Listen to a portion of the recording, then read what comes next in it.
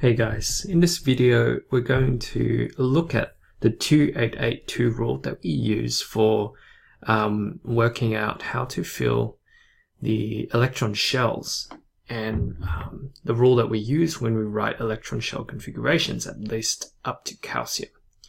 Now this rule actually fails. Well, it doesn't apply after calcium, and there's a good reason for that. So we're going to look at that in detail in this video. So the two learning goals are just right here. The first of the learning goals that we're going to seek to achieve is that you should be able to explain the connection between the 2882 rule and electron subshell configurations.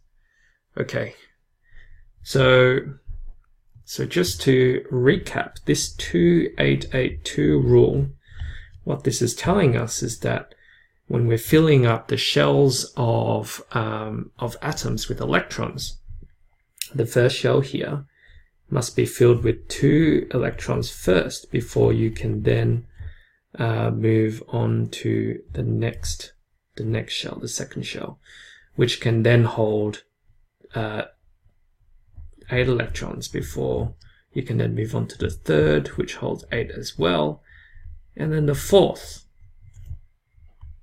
shell would be filled with 2 electrons. Now the fourth shell can actually hold a lot more than 2 electrons, but the rule stops there. So we fill up to this to a total of 20 electrons, which is if 20 electrons is the number of electrons that you would find in calcium, a neutral atom of calcium, and we just can't go further than that. So let's connect this with the electron subshell configuration. So I'm not going to draw out the electron subshell configuration chart. I'm going to assume that either you know the chart or you have one next to you and you're using it. So if I write out the electron subshell configuration, just up to 4s2. And I'm going to use this now to compare to the 2882 that we see. So remember that these coefficients that we see at the front of every building block of this electron subshell configuration, that tells us the shell that subshell is in. So this tells us that this particular building block here of the electron subshell configuration, this tells us that it's in the first shell. Okay. And there are 2 electrons in the first shell then, because this is the only subshell in the first shell. There are 2 electrons. So you can see here that there is a connection. 2 electrons in the first shell.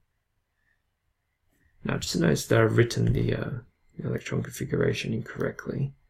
So I'm just going to insert, I'm going to delete actually this. Insert in between. Okay, so that's what happens when you don't use a chart and just go off memory. It's not a good idea. So always write out a chart, and I think I might do that next time.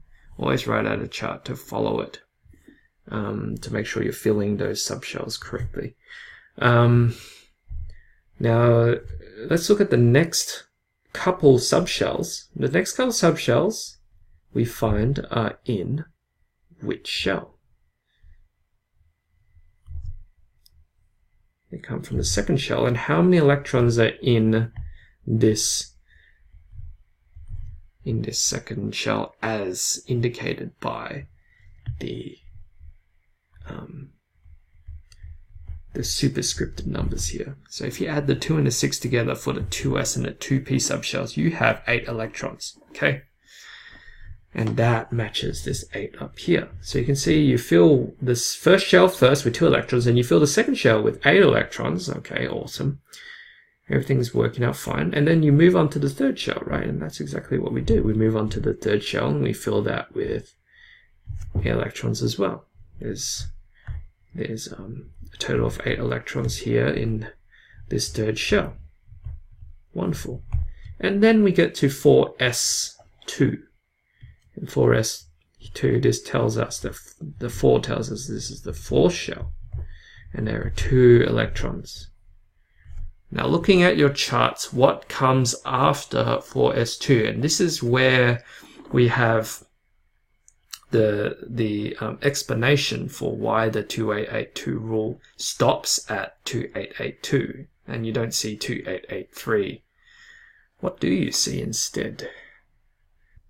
So if you were to look at the electron subshell chart, so the chart that gives you the order of how the electrons should be filling into those subshells, the subshell that follows after 4s2 is actually 3D. Now, what shell is the 3D subshell in? If you look at this number here, 3, that tells us it's actually in the third shell.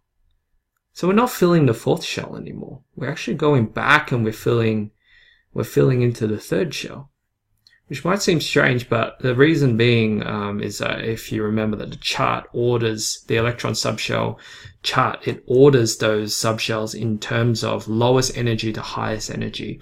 It's actually, so it can actually be shown, or it has been determined, sorry, that the 3D subshell has a higher energy than the 4S subshell. They're very close in energy, but the 3D subshell is definitely higher. And as a result, the 4S subshell is filled before the 3D subshell. So let's say if we were to have 3D 5, it's not going to be 2882, but it's got 2887, but it's going to be 28132, where there are 13 electrons in this third shell, because if you counted if you just count here, 2 electrons here, 6 electrons there, and 5 electrons there for the third shell, that's a total of 13 electrons. And then we have the 2 electrons in the fourth shell right there. Okay, so hopefully this video has helped you to understand why we don't go beyond 20 electrons with the 2882 rule.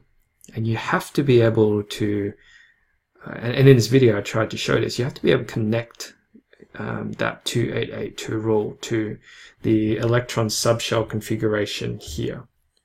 Like, how are they connected? And it's all about identifying those shells that these subshells exist within, and the electrons within those subshells, and with that you can work out you can connect the number of electrons in the shells with the number of electrons in each of the subshells, okay?